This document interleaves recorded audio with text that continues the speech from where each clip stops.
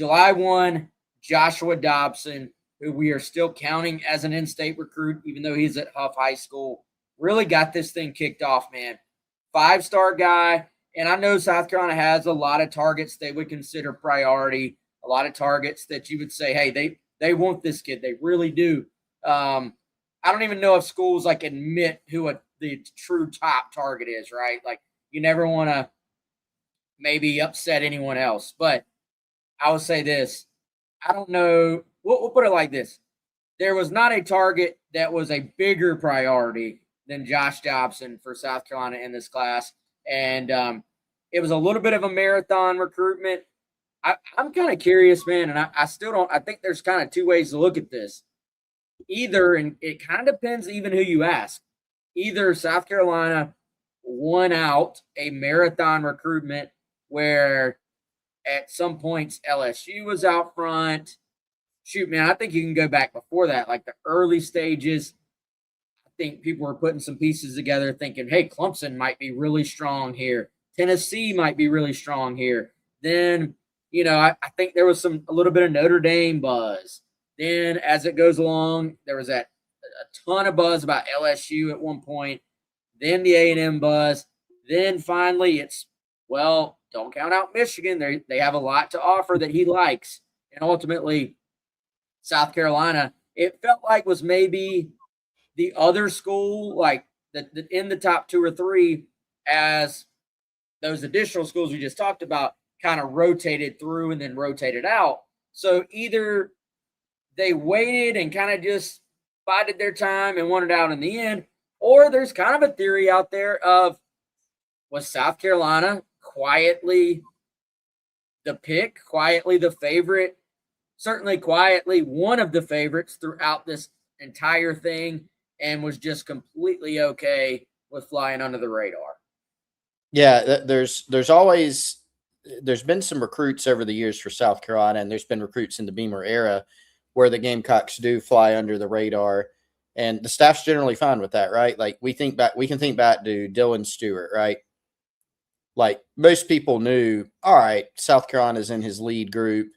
He had talked about South Carolina being in his lead group. At the end of the day, a lot of people maybe who aren't on the ground in Columbia or following it super, super close might go, oh, well, he'll just go to, Ohio State or Tennessee or wherever it may be. And they kind of count the Gamecocks out, right? Like same thing happened. I mean, Jordan Birch was getting recruited. People are, he'll end up at Georgia. He'll go to Clemson, something like that. Nick Carver. With Dobson, you kind of got that same sense, right? Where even though this was really still as an in-state recruit for much of the process was an in-state recruit in reality, not just, technically, people kind of looked at this and said, oh, he's got every school in the country after him. Here comes A&M. Here comes Michigan. He'll probably pick one of those. Meanwhile, South Carolina has been working this recruitment since Josh was, I guess, a freshman in high school. They built great relationships. They've had stability on the defensive side of the ball. They put together a great plan, had a great relationship with the family.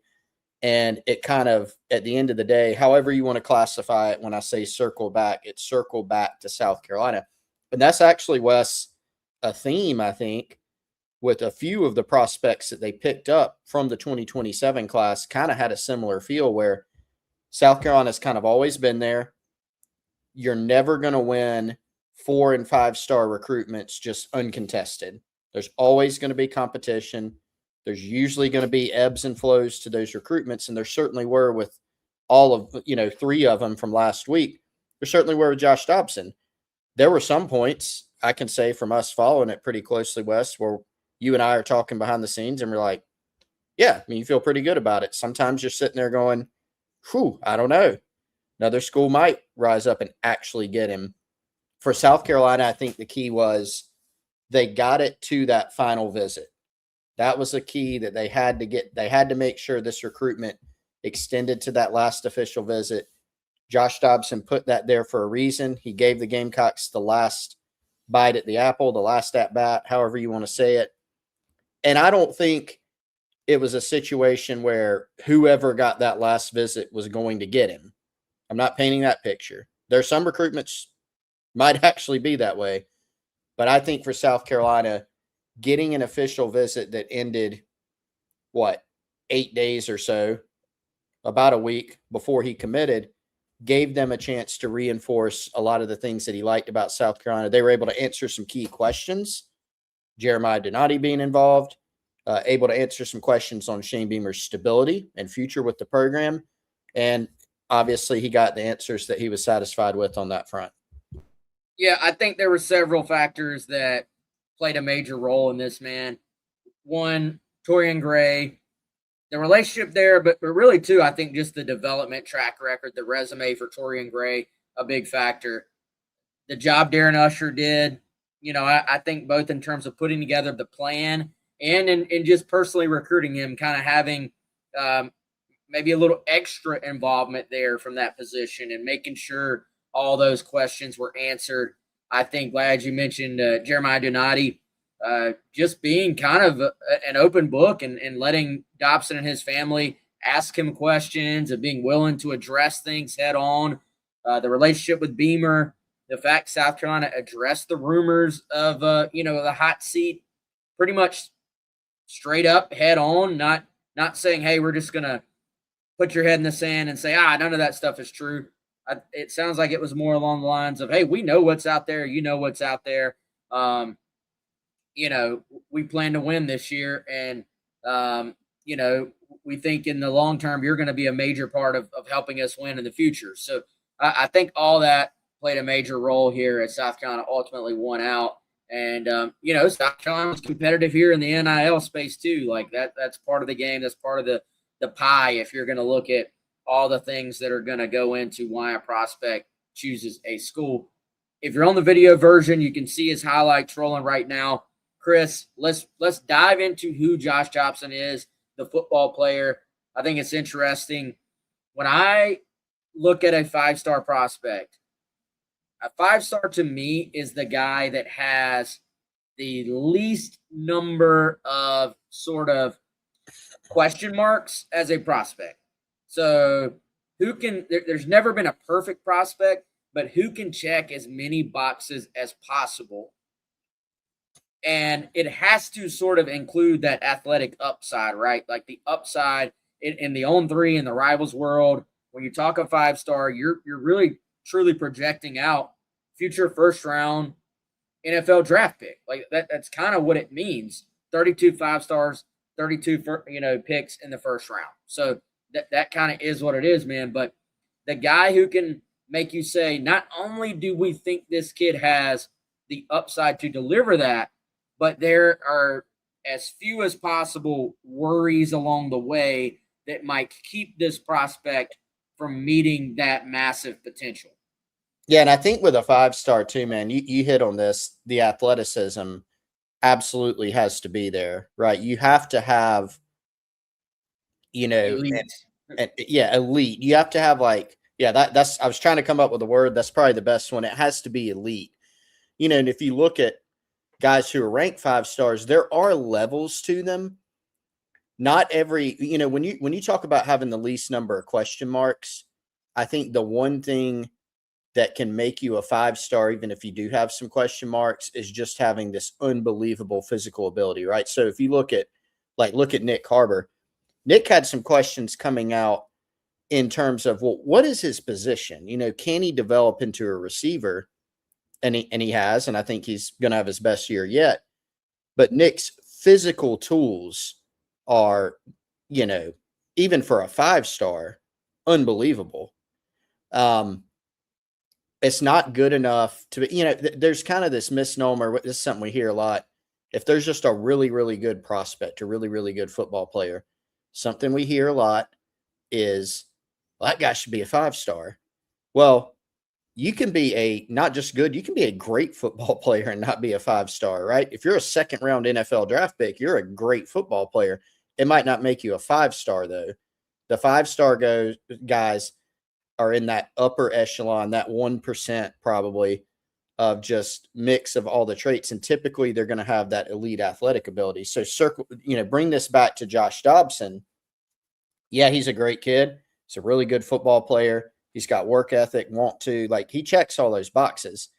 But when you look at him as an athlete, specifically as a DB, he's got length, size. He's got long speed. Something that, I talked to Chachi Sullivan, his defensive coordinator and position coach at Huff High, where he'll play this season, for a piece on Gamecock Central. And the thing he pointed out was, hey, Josh has really good short area quickness. He can change direction very quick. And he said, hey, a lot of guys who are his size, they're tall, lengthy, they can run, but they can't change direction as fast. And so that's kind of a differentiator for Josh. His quote was, if he sees something and can plant his foot, you're in a lot of trouble, because he can go in the run game and find something and chase it down, changing direction. You're going to be facing off against elite receivers in the SEC who are also big, fast, can run, have great ball skills. And so you have to be able not just to be able to run, but as a DB, sometimes you're going to get burnt. Can you change direction and recover? And his ability to do that in short and long spurts, I think, really makes him stand out. Then you go to Torian Gray's track record, right? Torian Gray has a great track record, not only with guys kind of similar to Josh's caliber. He's got 5 stars on his resume. He also has more developmental guys on the resume. Torian Gray's proven he can take guys that have tools and help them elevate their game and take it to the next level. And so that's what's so exciting about Josh under Torian Gray. He's already really good, but you start thinking about how much better he could get and the elite physical tools he has to get there. Yeah, and I think a lot of times, man, we look at these T. Gray recruits and we talk about upside. And, not that most of them probably quite have the upside that Josh Dobson possesses. I think his is elite. You can have really, really good upside and still not be to the level that Josh is. But I think with a lot of those guys, we are talking about maybe raw football players, but great athletes. And you're just kind of saying, look, T. Gray can develop them. And they kind of have a type, right? Like they fit into this scheme. They fit into the way South Carolina wants to use their cornerbacks. And maybe you don't quite have to have that elite change of direction that we're talking about with Dobson. So I think the difference is with him is he's going to be a step twitchier. He's going to be a step just more athletic. While also, I think a lot of times in recruiting, you talk ceiling, which is what we're talking about right now. How high can this thing go? And then you talk about the floor, and maybe some of these other T. Gray recruits, even some of the ones that have developed and turned out very, very good football players, maybe that floor was not that high in the beginning. You know what I'm saying? So there was some risk there. I think with Josh Dobson, you not only have that high ceiling, the thing that would set him apart for me as a 5-star is that you have that high floor. Even if he was not getting better, which seems very far-fetched, he's already at this point such a good football player that I feel like you feel comfortable with him coming in and making a pretty quick impact and being able to get on the field and helping you be a better football team. So to me, that's another just sort of eliminating the potential negative, like checking all the boxes. A guy who is kind of raw, if they don't grow and develop a ton as a football player, then they're probably not going to help you. If for whatever weird reason Dobson just never improved as much as you would project, he's still a heck of a football player, and that stands out to me, man. But hey, you mentioned Chachi. I think that's another advantage here, dude. The fact that you are going to have an entire season, and this is no shade, no offense to everybody at Catawba Ridge. Like, they obviously did a great job getting Josh to this point in his career. He's a national recruit. He's a superstar. But having a year with Chachi, who has worked with guys like J.C. Horn, Izzy Mukwamu, Darius Rush, just to name a few, I think that's going to work wonders for this kid, getting him ready for the next step under T. Gray. Yeah, no doubt. I mean, Chachi had some thoughts on him, and another guy we'll talk about shortly too, who he'll be coaching this year. But, he had high praise for him. And, the thing about talking to Chachi is he's coached a lot of big time players. And when you talk to him, he'll always give you the real. you never walk away from a Chachi conversation like he's blowing smoke about that guy. He will give you exactly what he thinks about this guy, things to work on, where they are. He's very even keel with it, and he's been very impressed with just what he's seen from Josh so far, like what he knows about him. He's been really impressed with it, just trying to work to get better every day, never satisfied. Like, this is a guy who has offers from everybody. You sometimes see, Wes, when guys kind of get to that peak, they kind of maybe not shut it down, but they coast a little bit. And this is not a kid who's interested in coasting. He's trying to get better at all times. And so that's another reason I think you feel good. You've got the elite physical skills. You've got the want to on the part of the kid, and you have a guy that he's going to be working with in Torian Gray who has a proven track record of developing. And that's what makes him, an exciting prospect for the Gamecocks. Yeah, for sure, man. And I want to add to that too. Shout out to his parents. Shout out to Renard Dobson and Stacy Dobson for the job they've done with that kid. Like, I think some of that, just some of that you're talking about, the fact that he's not sort of just gotten complacent with everything, probably goes back to the way he was raised and the way he is being pushed, by his parents. So just a great prospect on and off the field all the way around. And Chris, I think an attention grabber for the Gamecocks. Like, this is a kid, like, I'm not saying this run of recruits in a weird way. All four of these commitments we're talking about actually kind of did take place in a vacuum to an extent. Now, I know Davion Jones, who we're about to talk about, he is a teammate of Josh. I think it probably, those two even have been quoted as talking about how they discussed, hey, you want to go to South Carolina together? Well, those were two recruitments, though, that played out separately. Like, it worked out this way, but it's kind of funny how it was a domino effect, but Davion made his own decision. Nate Carson made his own decision. So, that being said, I think this helps you.